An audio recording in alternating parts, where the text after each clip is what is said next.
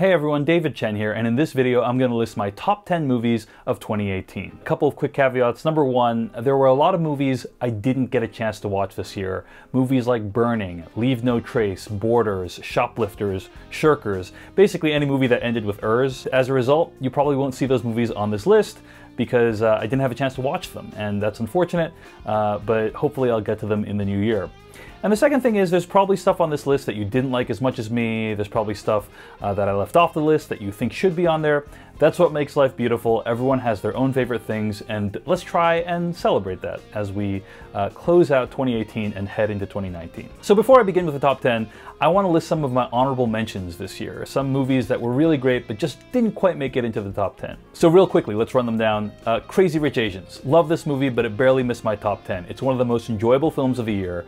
I loved what it did for representation for Asians, both behind and in front of the camera. I love that it made Asians into aspirational characters, which is something you almost never see. And I love that it recognized that there's a difference between the Asian experience and the Asian American experience. Just a truly lovely movie, and I actually bought out an entire theater in Seattle to support it this year. Another honorable mention is Game Night. This film, directed by John Francis Daley and Jonathan Goldstein, was a hilarious take on gaming. It checked all my boxes for a good night at the movies. It was a fun film that also managed to be introspective about what it means to grow up. Avengers Infinity War. It gave us one of the most memorable film-going moments of the year with Thanos' snap, and it also surprisingly positioned Thanos as the protagonist of the film. Took some real chances, and I really enjoyed it. Black Panther. Aside from the creativity required to bring Wakanda to life, this film also gave us one of the first great Marvel villains in Eric Killmonger. First Man brought to life how harrowing and insane it was to actually send people to space, let alone try to land them on the moon.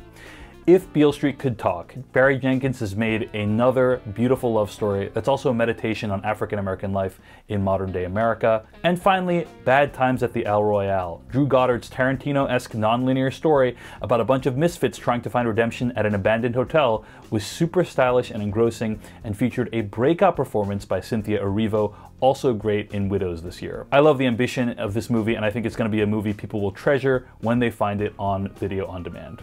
So those are my honorable mentions for the year. Let's get into my top 10 films of 2018. Number 10, 8th Grade.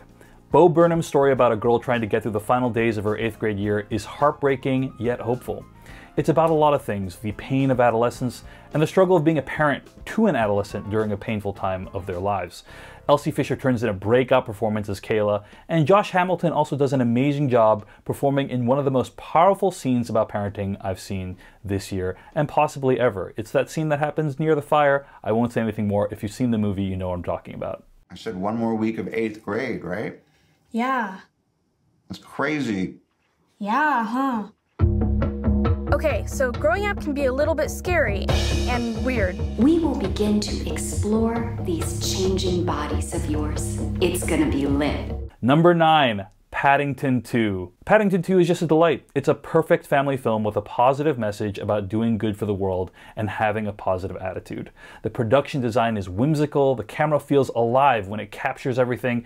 It's one of those movies where every side plot pays off, every character gets their own chance to shine.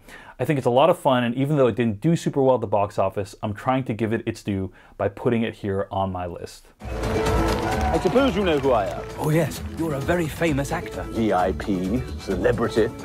Or used to be. Now you do dog food commercials. This pop-up book, where on earth did you find it? Mr. Gruber's antique shop. Stop! Freeze! Number 8, Mission Impossible Fallout, the 6th film in the franchise, and writer-director Christopher McQuarrie's second team-up with Tom Cruise in that franchise shows that Mission Impossible has really found its voice by doubling down on spectacle.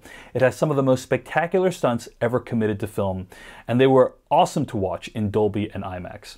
Also, up to this point, I've already heard 5 Mission Impossible scores, Mission Impossible 1 through 5, and I thought I'd understood everything that could be said through a Mission Impossible score. You know, even Joe Kramer's score for Mission Impossible Rogue Nation figured out how to combine Mission Impossible with opera, much like Michael Kamen's score for Die Hard 1 combined that score with Beethoven.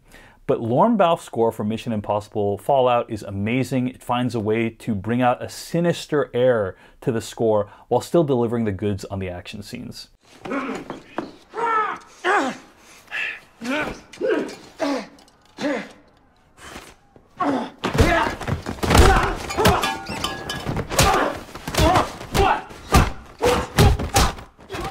Number 7, Free Solo.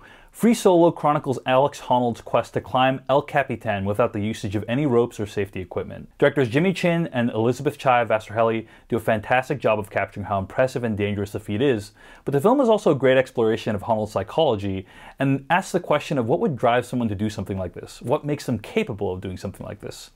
This movie delivers some of the greatest and most exhilarating shots of all time, and it was amazing what these camera people did to get those shots. When it was over, I cried because of how beautiful it was. Does it feel different to be up there without a rope? It's obviously like much higher consequence. People who know a little bit about climbing, they're like, oh, he's totally safe. And then people who really know exactly what he's doing are freaked out. Number 6, Minding the Gap. Bing Liu's chronicle of the lives of his friends growing up reveals that everyone is fighting a battle you don't know, and people change in profound ways over time. It's a beautiful story of love and forgiveness and redemption, and it does a lot to capture what it means to be human. Take one. I'm making this film because I saw myself in your story. I always felt like I didn't fit in with my family.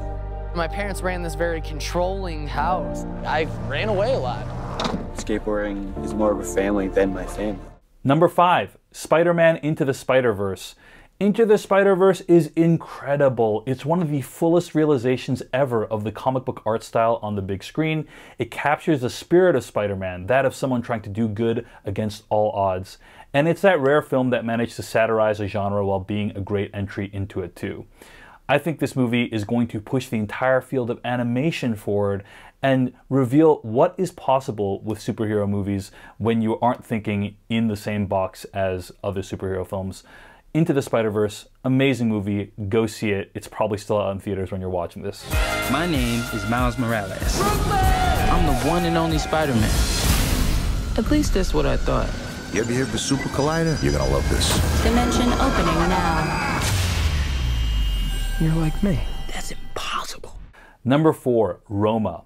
Alfonso Cuarón's semi-autobiographical look at the life of his live-in housekeeper is spectacularly shot and choreographed. It's a beautiful tribute to the huge place of importance that people who are helpers have in our lives, whether they be nannies, housekeepers, maids, whatever, and how they must shoulder emotional burdens as well as the physical labor of taking care of everything.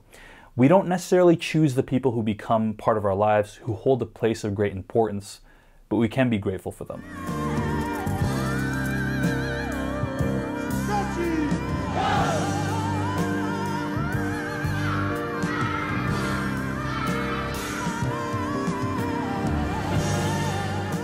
Number 3, Private Life. Reproductive health is something that lots of people deal with, but very few people talk about publicly. Tamara Jenkins' raw look at one couple trying to have a child is brutally honest, awkward, and hilarious, and it brings to light a struggle that most people don't think about in a way that is heartfelt and moving. One of the great things about movies is that they're great at generating empathy, they're great at putting you into another person's position, and movies like Private Life do just that, and perhaps make you think a little bit next time you talk about children in front of people who are really struggling. They're here! I just don't want to find myself at 50 in some block association meeting trying to prevent the opening of a new bar. Richard, we're not turning 50 on East 6th Street. I'm 47. Number 2, The Rider. Chloe Zhao's naturalistic film about a rodeo rider coming to terms with his injury is not only beautiful, but also a moving tale about how to find your place in this world when the thing you love most has been taken away from you.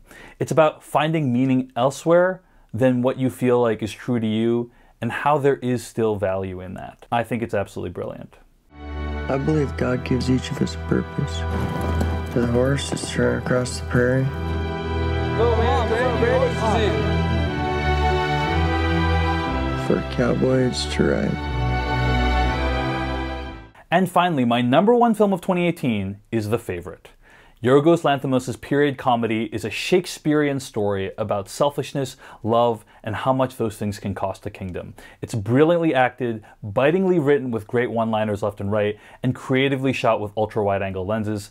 This is Lanthimos' most accessible work, and this is the movie in 2018 where when I watched it, I felt the most anticipation about what was going to happen next. I was just so excited by all the developments, the deliciousness of the turns of phrase, and all the machinations of these characters in this palace drama. I think it's a movie I'm going to be watching and rewatching long into the future, and as such, The Favourite is my favorite film of 2018. You have become close to Abigail. She is a viper. You're jealous. You must send Abigail away. I do not want to. Let's shoot something.